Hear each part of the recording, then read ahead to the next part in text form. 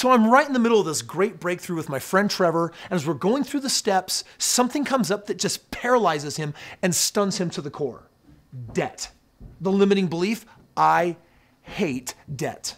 And if debt, the thought of it, stuns you in any way, shape, or form, or steps you out of being present, brings in anxiety, frustrations, or fear, you gotta watch this video.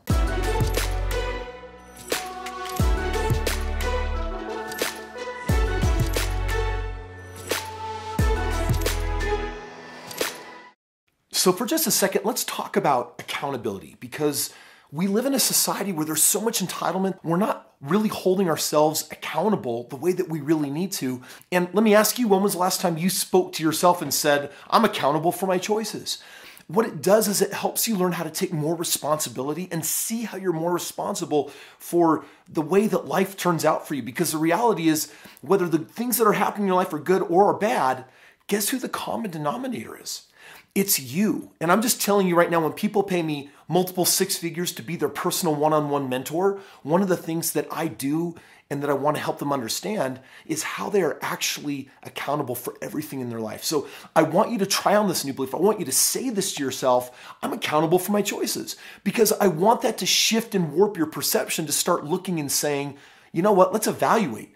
How is what I ate today maybe responsible for this food poisoning? Or how is how I showed up at work today responsible for the raise that I got? And if you can start seeing how cause and effect, really how there's a powerful relationship there, especially in all the unknown ways, I believe that that right there, that belief, what it's done for me can do for you, is help you shift and get more powerful results in your life. It's also going to produce an awesome byproduct of just creating more happiness and more joy than may currently already be there. Why? Because unaccountable people tend to go into victimhood, and victims tend to be sad and upset. But people that take real accountability, even for the things that didn't turn out the way they wanted, or maybe for how a choice turned something sour or bad, if you can see that and you can face the truth will set you free. So let's talk about honoring your obligations for just a second here. Because you know, one of the things that often happens is, we talked earlier about victimhood. Let's play on that harp for a second here. You made a financial choice. Maybe it was to buy a car. And at first the car was flashy and fun, and yeah, it was a bigger payment than you wanted, but all of a sudden months have passed, the car has turned into what they so often do, a car, right? It just gets you from point A to point B, and all of a sudden you're making that monthly payment and you start feeling this regret and upset and anger and frustration, like, oh man, I got this $600 payment or this $800 payment, I don't want that payment anymore. And all of a sudden, instead of honoring the initial obligation that you made, who made that choice? Well, you made that choice. So if you ever look at any of your choices later down the road and reflect back and say, well, now this circumstance is hurting me, now this bill is hurting me, shift that language. You made the choice. Don't blame the object. Don't blame the circumstance. You're, again, the common denominator. Now, if you ever find yourself souring about your bills, don't forget who got you in that situation.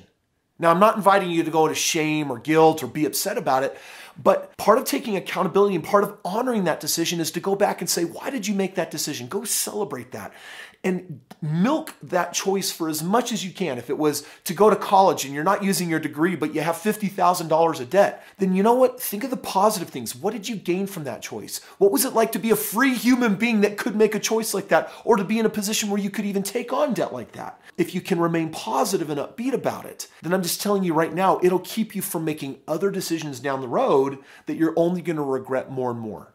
Most important is to learn the lesson rather than getting into an energy of regret and shame and guilt and blame. Instead, it's, all right, I'm going to honor that original choice. I might not even be using the benefits of that choice that was made back then, but I did make it and I'm going to honor it. Feel that energy. It raises things up. That energy is going to help you own your choices of the past so you can create a more powerful future. I'm amazing at paying off my debt. Can you just feel the energy of that right there? What do people mostly do about debt? They complain, they whine, and they go into scarcity. And that scarcity says, you know, woe is me, things are only getting worse, I'm behind the eight ball once again. But once you start believing that, one, I accept my debt, and two, I'm really good at paying it off, that energy is a different investment. That's an investment into the energy flow of life that brings greater financial opportunities to you, brings you ideas that can snowball and accelerate the payoff of your debt. If you believe you're amazing at eliminating debt, then guess what you develop? The ability to not just have debt, but manage it far more successfully than the alternative. The alternative is I have this debt and now I'm unhappy about it. And I'll tell you right now, if you've got debt and you're unhappy about it, you're likely to attract more choices that produce more debt that you're more unhappy about. And if you think that this amount of debt that you got is unhappy now, imagine multiplying that twofold, threefold, fourfold. That's what we do as human beings. And it can lead to bankruptcy. It can lead to great unhappiness. But you know what? Life is short. Why would you want to live with that unhappiness? You made that choice. Own it, honor it, accept it, and then develop a new skill, which is, I amazingly eliminate my debts. It's one of my core geniuses. That idea, I promise, will open up new doorways of opportunity to make that debt go bye-bye way faster. Doesn't it feel so good to release that burden? Well, I'm not talking about debt. I'm talking about the burden of being worried about debt or hating debt. Man, because you know what? Debt is way easier to eliminate, and it's easier to have the right perspective on it when it's not bogging you down. Thank you so much for watching today's video. And if you want to get in on some more action like this, all you got to do is subscribe, ring the bell, and if you like today's video, share it with someone else that's struggling with debt. Maybe it will help turn things around for them too.